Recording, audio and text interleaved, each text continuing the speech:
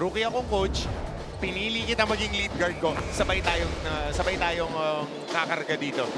You'll be polished early. Oh yeah. At mahahasa ka ng maaga dito sa NCAA. Ian Guao Trial by fire agad. has only taken one shot so far.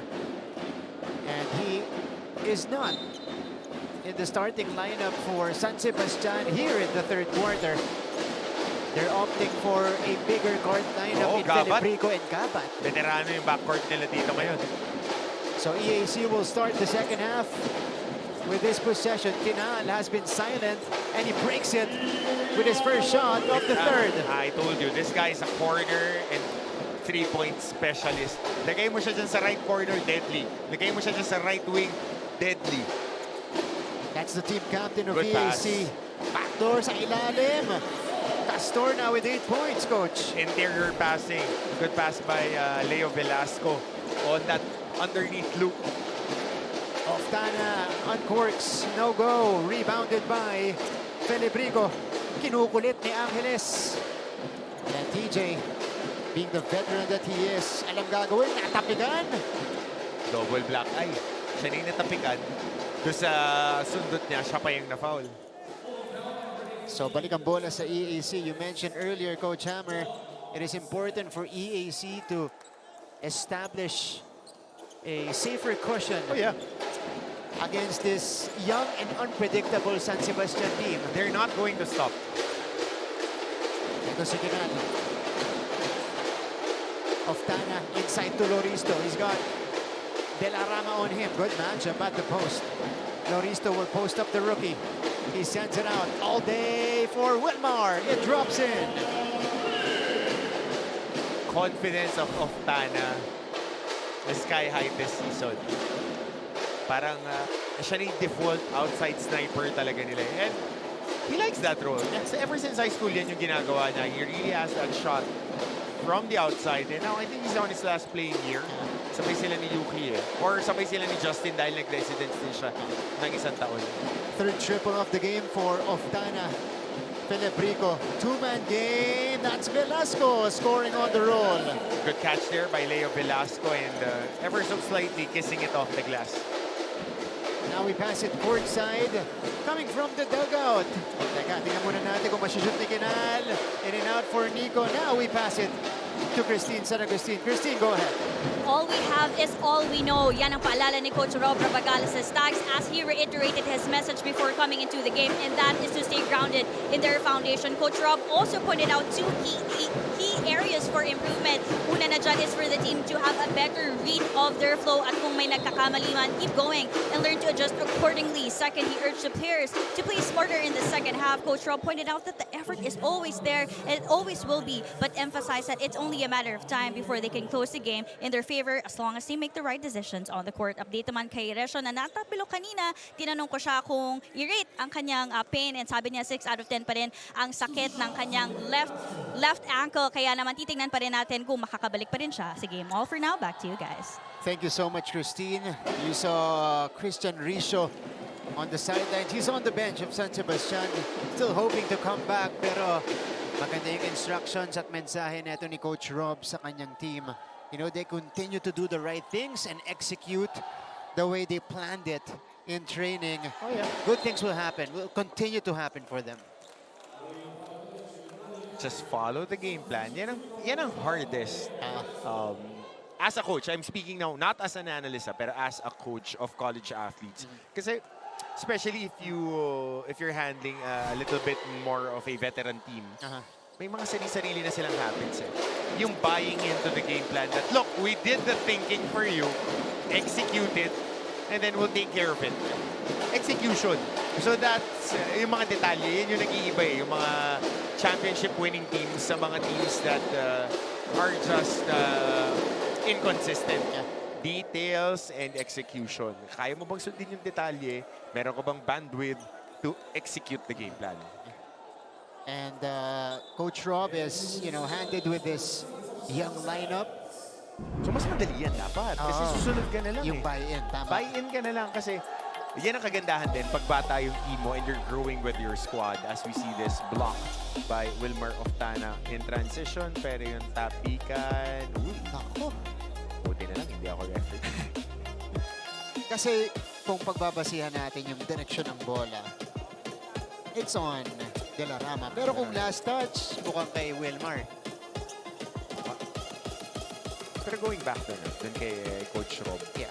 you want as a, parang kaya yung mga coaches, pag sinabing rebuild, tear down talaga. Yeah, you have to get a new roster in check para one-track mind. Kung ano yung sinabi ng coach, susundin lang. And what have you done for me lately? Laging ganyan lalo na sa Pilipinas. Maraming magaling mag-coach, lalo na sa social media. Maraming sasabihin, maraming ganito, pero hindi sila nandoon sa trenches. It's so hard to build a program because usually if you're building a program, you're looking at a 3-year window. You get your players, get them eligible, integrate your system, and then by the 3rd year, it should be coming into fruition. That's the usually Yung the ganun first talaga. cycle. Exactly. Yun yung cycle Kasi yung mga recruits mo usually on the 2nd year pa nagiging eligible. That's true. Ito, pero so far there's so much promise on this San Sebastian play so far. Pero ang EAC, gusto kong managwa dito. But the pass, it was anticipated by Castor. Felibrico. Tama? Stops the play. Dati titira niya yun. That's true. Ito, looking to execute sila every time. De La Rama. Pasahan sa kabila. On top, 6 to shoot. Felibrico. De La Rama pulling the trigger and he knocks it down. 3rd triple by Janelle De La Rama. Good ball movement. Just milking the clock and swinging it and giving them the lead. Woo! Like say, babalik 17 puntos na para kay De La Rama. Atake si Ochavo. Kinal off the catch. No. Oh, stolen by Ochavo. Pero wala yung tira niya. Clean up from Wilmar. Seesaw battle in the 3rd frame. Wilmar now countering with his own 15 points. That's a way to get that zone defense tired. Oh, Velasco is Chavo, blanketed. covered, yeah. 46-45. It remains close. May timeout tinawag ni Coach Gerson Cabiltes.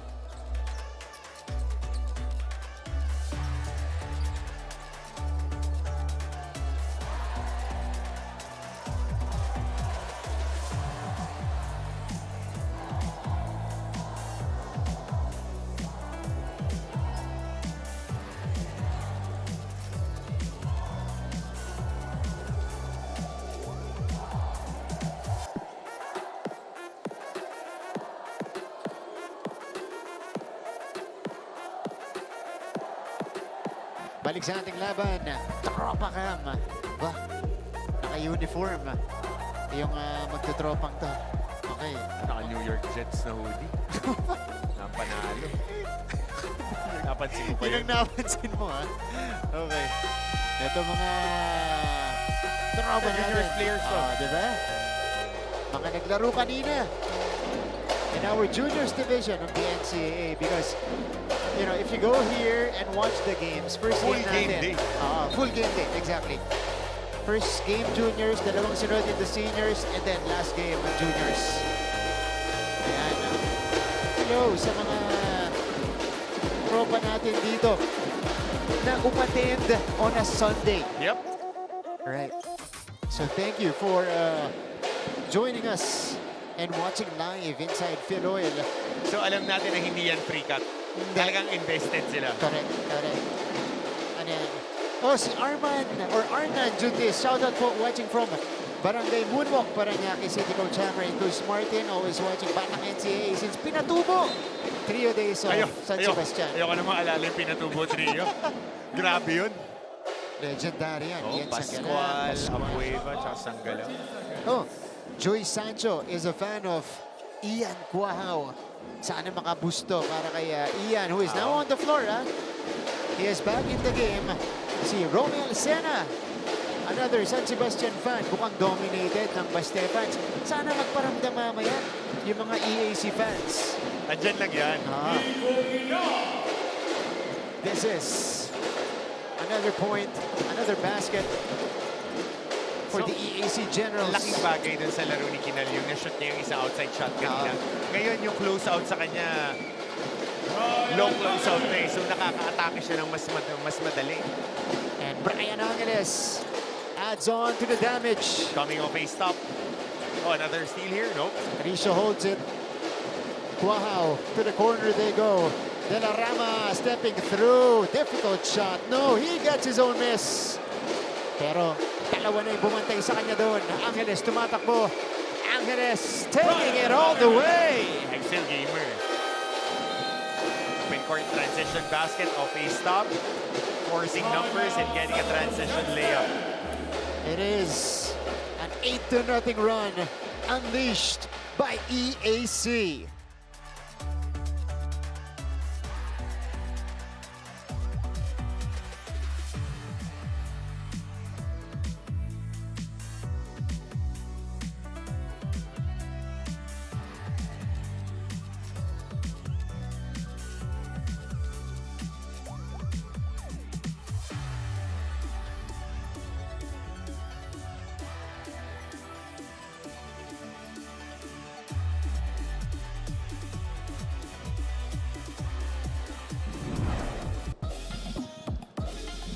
Back to the coverage, and EAC is rolling in the third quarter. Eto, nagsimula tayo 45-44, umabante na ang San Sebastian kanina. EAC coming back alive with an 8-zip burst. And it was ended by 2 baskets by Brian Angeles. So, panay layup eh. Angeles in transition, dalawa. Prior to that, Nico Kinal attacking the closeout. So, The Generals are alive in the third quarter.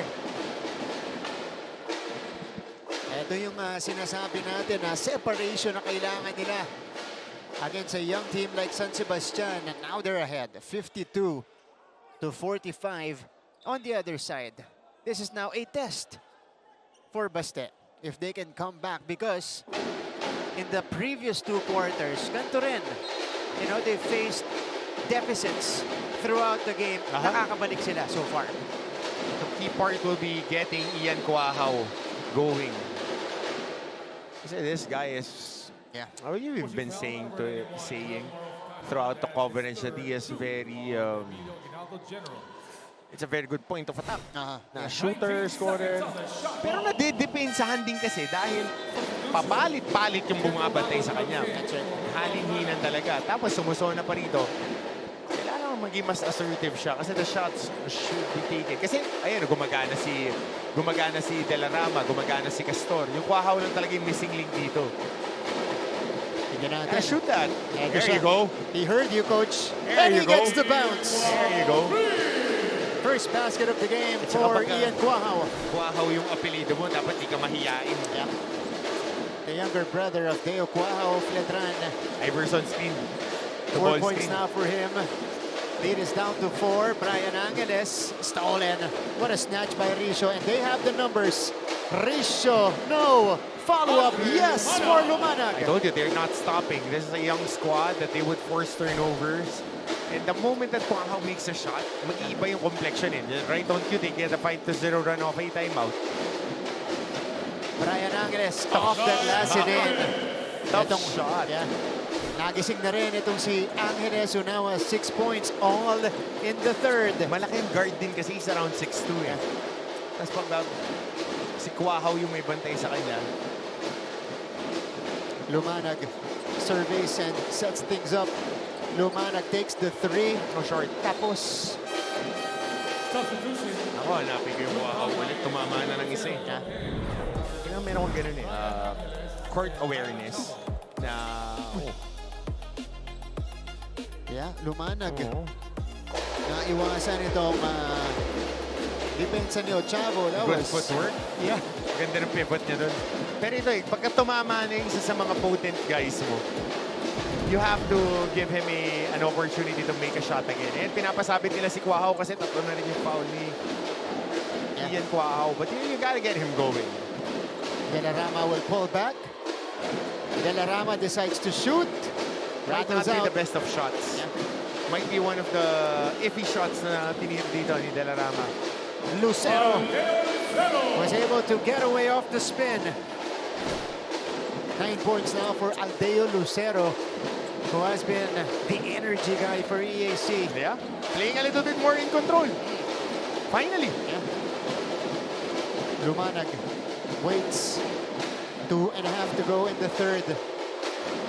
Risho scans his options. Lahat ng ball reversal nila palayo dun sa best shooter nila eh. Oo nga, hindi nila hinahanap si Kailangan Guahao. hanapin mo eh. Yun o, libre o. Papatirahin mo. Catch and shoot. Guahao left it short. Inside. Good Risho Castor. So that's the difference of Velasco kay Castor. Kasi si Castor is hindi rin siya hindi siya balingkinita. Broad-shouldered din, pero he has good distribution of weight. Ito muna yung pihit ni Lucero. Pero yung pagka nakakuha siya ng pasa sa ilalim, kaya niyang iangat agad. Si Velasco, nag-gain ng weight, gain good amount of weight. Tingnan mo, quick ups yung tawag dito ng mga big man coaches. Na pagka nakuha mo, quick up, finish. Si Velasco, kailangan niya i-gather kasi nagbago Malaki yung timbang niya. Last season nakita natin si Leo Velasco rather. Yeah. Nakaka-finish siya ilalim So, as he adds weight, more plyometrics, getting a little bit more bouncier. Kasi stronger ka na So, you have to generate more force going up. Pero, ito siya. Ayan, Babalik sa nakakapasok. laban natin. Tingnan niyo yung kaha niya ngayon tsaka yung balikat. Pagka naka-flex yung braso niya, kita mo agad yung cuts Nasa adjustment phase pa Oo, siguro exactly. si Velasco. No? Tsaka malaking difference yan. Yung adding 5 to 10 pounds of weight. And it's a transition game. Yeah, and you have to adjust to the game speed. Pati si Risho Si Risho, mga siguro 5 pounds na dinagdag. Pero hindi nagbago yung finishing niya. Ito, malaki na dati to. Dati nang malaki to si Shanoda. Jacob Shanoda showing patience underneath. Another end one opportunity for EAC. Inside pass here, high and low. And Jacob, pinakagat muna yung depensa. Free throw coming up for the former San Sebastian Stag. Now EAC General Jacob Shanoda, who was part of the starting unit neto ni Coach Gerson Cabiltes. You know him as a guy who has springs. And a hustle guy for San Sebastian before. 59-53. It's back to a 6-point advantage. Risho to the corner they go. Here's the jumper. Wala. Lucero. Nagmamadali. Lucero bouncing it for EJ, who misses. Good activity by Jacob Shanoda right there. Just keeping that ball alive. Yung tapikan, extra possession for their squad. By the way, ang buwan ngayon itong San Sebastian, itong si Clarence Cruz. He played a handful of games last season. Passable outside shooter. Just needs a little bit more confidence and a little bit more playing time. Can shoot from the outside. Jude Bagay able to sneak one in. Post action, straight post. Hindi na binaba yung bola. Just turning into his strong shoulder, the right shoulder to protect that left-handed shot. And this is one of the teams he can do that against. Talking about Jude Bagay. Philip Rico. Guahao. Cruz. Balik kay Guahao. No. It ends up with Cruz. Exactly a minute left in the third quarter. San Sebastian faced with an 8-point deficit. Wala pa rin para kay Guahao. Scramble. It is picked up by Lucero. Binibig talaga nila tumira si Guahao. Bad shooting day. Bagay underneath. And EAC establishes their biggest lead of the game. Ako, I'm a big fan of Jude Bagay's game. Alam doon ng mga... Pati asawa ko alam kasi madalas kami manood magkasama. Si Jude Bagay. Na, great habits Yeah. Pero minsan he gets just too much ahead of himself. Yun yung pareha sila ni Lucero And that's a good offensive rebound. So EAC. Babalikan nila yan. Babalikan nila. Gusto nila yung matchup na yun. Pero big ang nakatapat kay Bagay. Sa swing nila rito, kung sino nakatapat kay Guahao, pinopost up nila. Ito, si Bagay ang kinatauhan ni Guahao. Step back by Lucero. I don't think that's a shot they wanted. So at the end of the third quarter, EAC with a much better performance, extending their lead to 63-55. We'll be back for the fourth. Angeles with 6 points, Bagay with incursions underneath the basket. And more importantly, they stuck this 2-3 zone in the face of San Sebastian. Their best shooter couldn't knock down shots in Ian Quahao. Let's see if they can find another one that can break the zone. And if Ian Quahao can get out of his funk. Yeah. So we begin the fourth quarter. Nakita niyo yung scoring natin kanina. EAC outscoring San Sebastian 25-18 in that third frame. Kaya abante sila ngayon ng 8 puntos, 63-55. Risho playing with an injured left ankle. Felebrico from the corner. Wala pa rin. Cabad comes up with it. De La Rama atake. Try to feed Felebrico pero masyadong masikip. And the San Sebastian players are Sabi natapik looking daw. for a review. Oh. Pero walang review dito. Wala ring challenge. Yeah. Kumbinsido sila. Pero sa EAC bibigay, Aldeo Lucero has had a solid game so far. 9 points for him. And here he is. So ayun na naman yung automatic backdoor. Reject ball screen, atake sa kaliwa, opposite corner. Dahil lahat ng tao, kahit sinong nag-basketball, laging nakatingin sa bola, pag hindi ka na naka-chest to your man dun sa corner, automatic pa backdoor eh. So dun sila nakakakuha ng mga knockout na baskets. And they've been doing this for the past 3 years. Oh, yeah. Kasama niyan sa offensive package niya mga ginagawa ni Coach Gerson. Sa lahat ng teams niya across any league. Nanakawan pa ni Baco ditong San Sebastian with the 2 points. Pinawian ni Risho sa kabila. So tit for tat to begin the fourth frame. Lucero, yes. Aldeo Lucero. Kita mo pag in control, ang hirap kasi ang bilis niya. Tapos napipilitan yung dumidepensa, bumakpedal. Kasi ang liksi.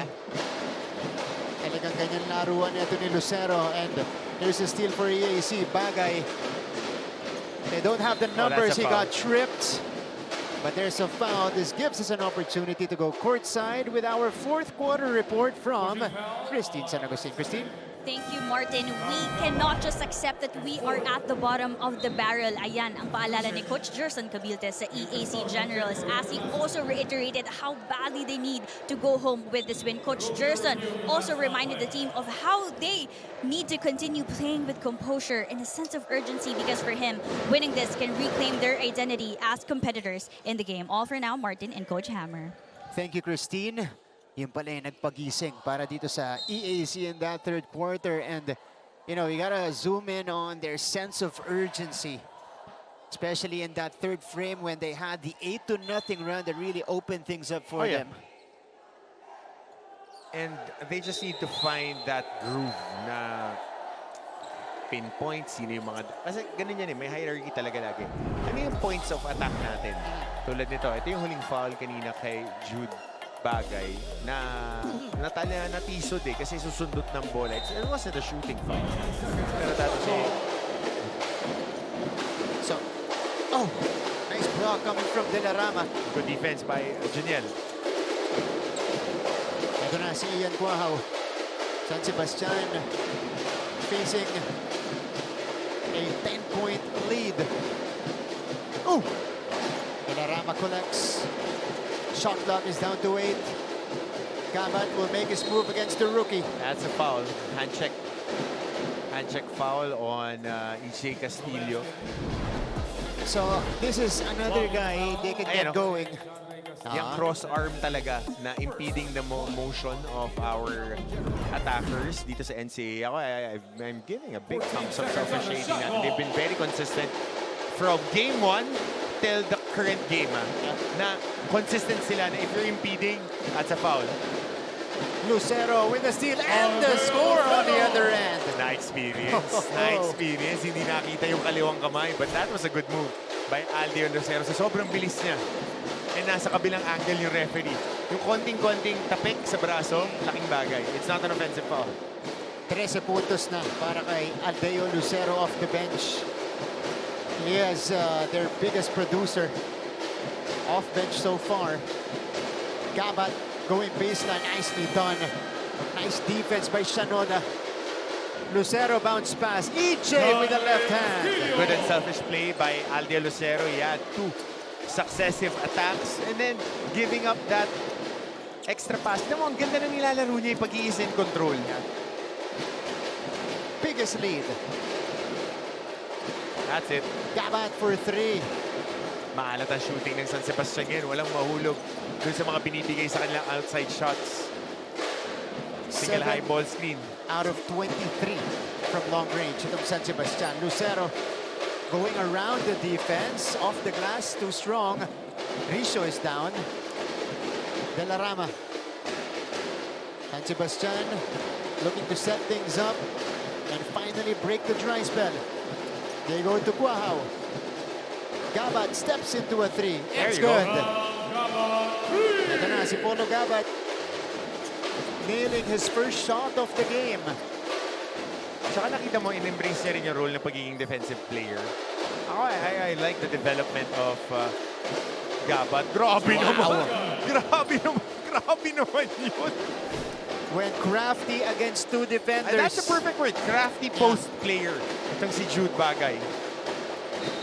Saka hirap nun, splitting the help side defender on that 40 kasi yung baseline help. Ito muna yung bounce pass. And then, finish muna to. Ayun, no? Basic. Hindi extension eh. So you're just protecting the ball. Ang tatawagan ng offensive ball is if you extend. This was the bounce pass. And left hand flick by EJ Castillo. But I want to see that post move. Post move, splitting the double team off the baseline. Ang hirap nun. We'll get it later. Pero itong EAC, 13 puntos na ang abante. Felibrico misses on the bank shot. Ito na si Tolentino, kakapasok lang sa ating laban. Another veteran point guard sa lineup ni Coach Gerson. A steady lead by EAC. They compounded on their third quarter performance. Jacob, heavily bothered and finally is able to fish a foul. I want to see that again on the replay of that post move by Jacob Shanoda. Kasi nakataas yung kamay ni Polo Gabat eh. Yun lang, 5 fouls pa si Polo. After showing that highlight. Ito yung post up. Spin, baseline, that's the double. Splitting it. Kinuha pa sa kabila. Yep. Crafty, great footwork. If you want to see guys who have great footwork, yung si Bagay, ganda ng footwork niya on the post. Yeah. Nagpadala pa. So alam mo, no? grade school pa lang big man na eh. Kasi Pino gumalaw sa poste. Kasi ang hirap i-develop niyan. I mean, you can be tall, you can play big, but those post players, it's not about upper body eh. Soft hands and Coordination. Yeah. kailangan parang naka-blue suede shoes dyan. Yeah. Dahil linggo eh, parang Elvis Presley dyan sumayaw. Kailangan pinong-pino kasi madalas nata-traveling yung mga quick moves na ganyan. Yeah. Lalo kapag ayun, yung matatangkad, awkward yung movement. Jude Bagay. Blue suede shoes eh. Blue suede shoes. Classic. Sabi eh, yun ang narinig ko kanina driving here. Alam mo na. Sabi ko sa'yo, pagkagising ka na alas 4 ng umaga, nagwawalis ka na rin ng tapat ng bahay. Pero hindi pa kumaka-crossover doon. I-comment nyo nga po kung alam niyo yung songs na to. Okay, the biro lang. Yung mga moms, saka yung mga dads, saka yung mga lolo't lola ng mga players natin dyan. mga Elvis saka Matt Monroe. Jude Bagay has 17 points to lead the EAC. They swing into De La Rama. Guahao catch and shoot. Wala pa rin, no? Para kay Ian Guahao. He is 1 out of 6 from long distance. Binibigay sa kanila yung outside shot. They're daring.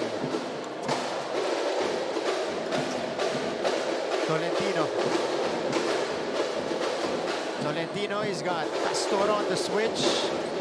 They go to Shanoda with 4 to work with.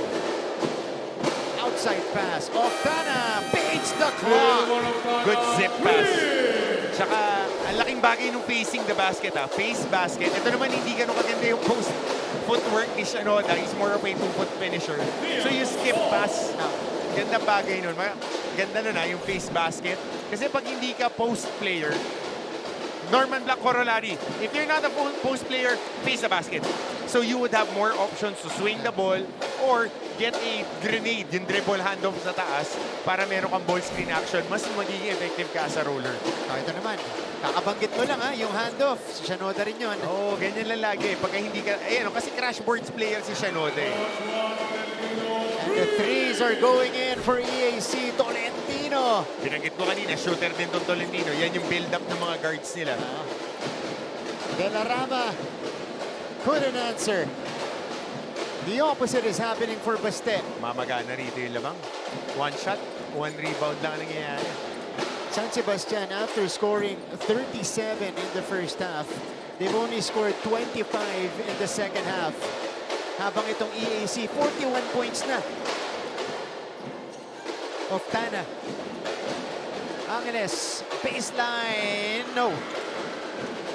That one rolls out. Ito na si Felibrico. TJ to the corner. Guahao, no. Ian Guahao now 1 out of 7 from 3-point range. Sa dami ng mintes nitong dalawang koponan, maraming rebounds available. I wanna see rebounding numbers later. Rebounding for both teams. Ito pala, meron tayong notes dito. So 40 and 40. Yeah. It's a lot of rebounds. Pero key number, offensive rebounding, 19 for San Sebastian. Walang hindi talaga sila makaproduce. Ito yung kick out ni Jacob Shinoda. Yun Sa mainit na Wilmar Oftana. Yung facing the basket and catch and look. Yung tawag sa Euro basketball. And once you catch it on the block, catch and look, catch it on the roll, catch and look. Para alam mo saan nagagaling ang tulong, sino yung kakampi mong malilibre, at saka pag meron ka bang clear path para umatake. Dahan-dahan lang, dahan-dahan. Pwede ka naman magdahan-dahan na mabilis. So, you're slowing down and then you're changing your speed. Hindi ka naman pwede laging mabilis ka na nga, nagmamadali ka pa. Hangkarot ka na nun. One gear ka lang. Exactly. So, may timeout tayo. 79-62. EAC comfortably ahead.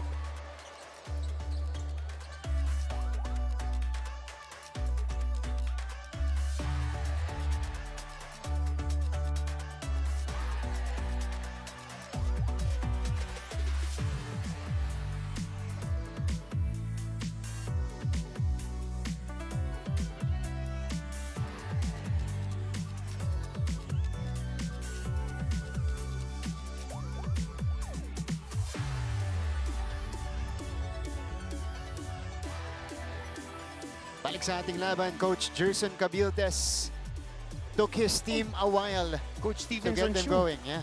On Coach Steve, of course. Oh, I'm the mentor of Coach Jerson. si Baron Davis ba to? Ito yung profile picture. Oo nga, BDD Na yan eh.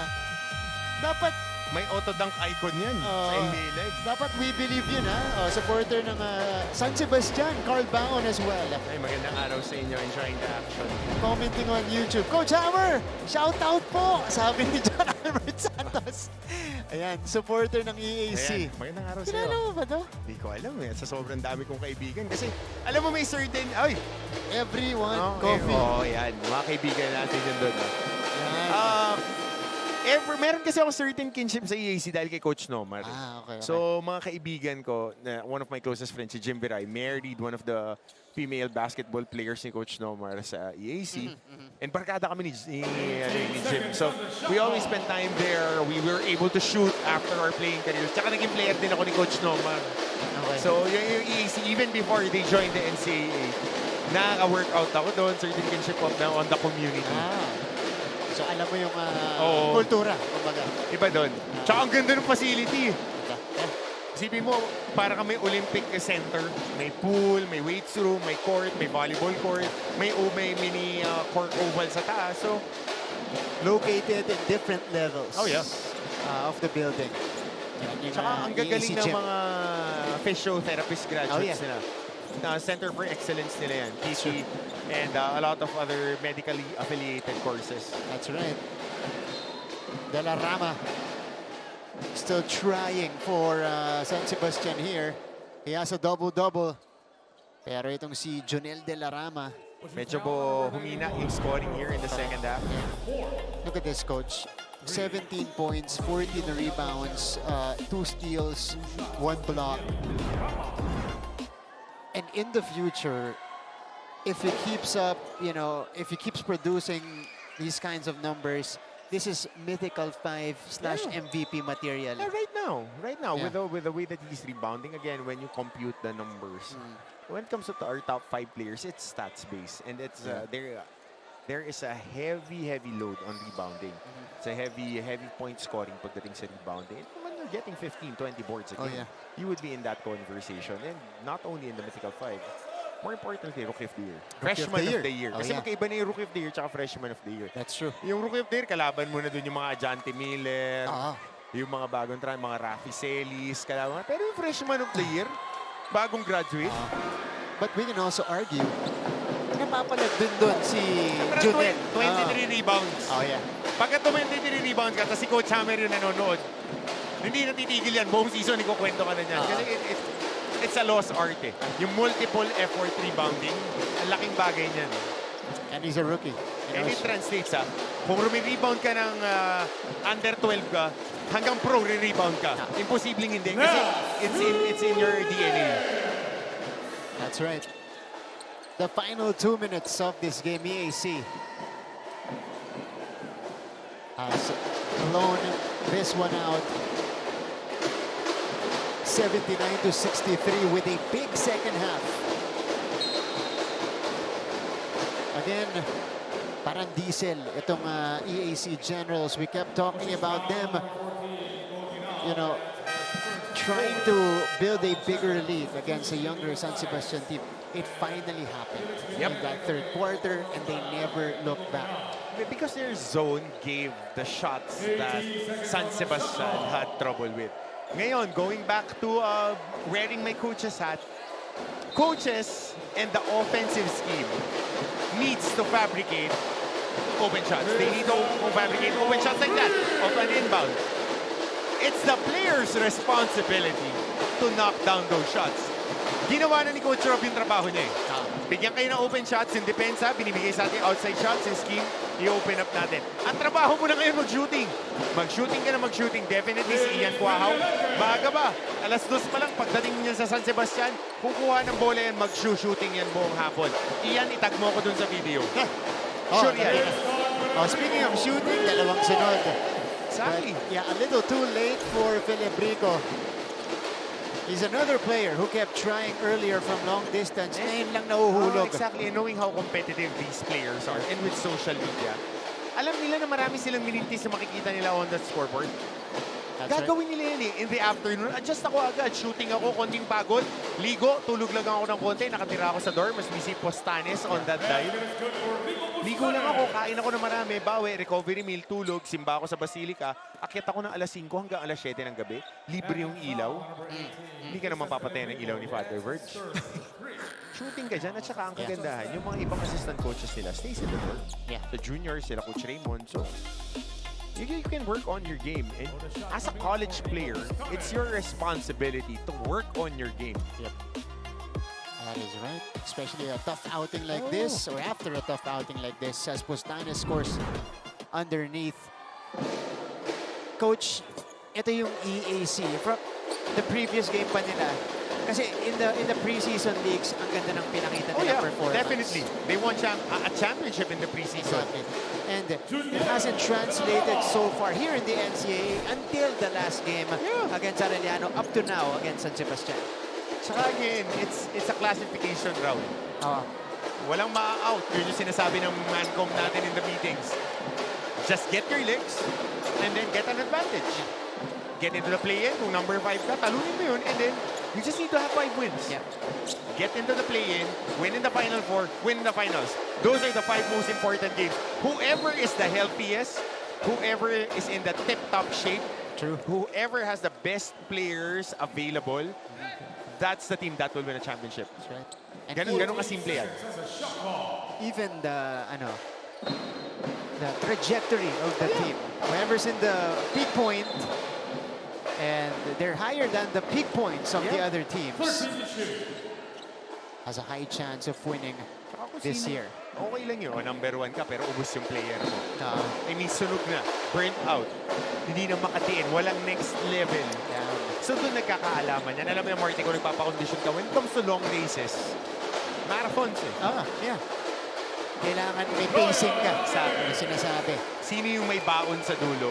At saka sino yung mas malalim yung rotation to sustain throughout the season. And then when it's winning time, when it counts, everything is firing at the right moment. And if you want to win a championship, you have to dig deep. Yep. At kailangan may uhugutin ka. Final seconds of this game. It is the EAC Generals coming away with yet another win here in the competition. The final score is 86-71. They're led by 3 guys in double figures. Wilmar Octano with 18, Jude Bagay with 17, who is our best player of the game, alongside 1 rebound, and Adeo Lucero contributing 13 off the bench. The EAC Generals did it courtesy of a massive second half. You know, outscoring itong San Sebastian 58-34 in that second half alone, because it was a 1-point game at halftime. 38-37 pagdating ng second half natin, or rather 48-34. Yun pala yung output natin sa second half. The Generals with consecutive wins here in season 101. And now we listen to their school hymn.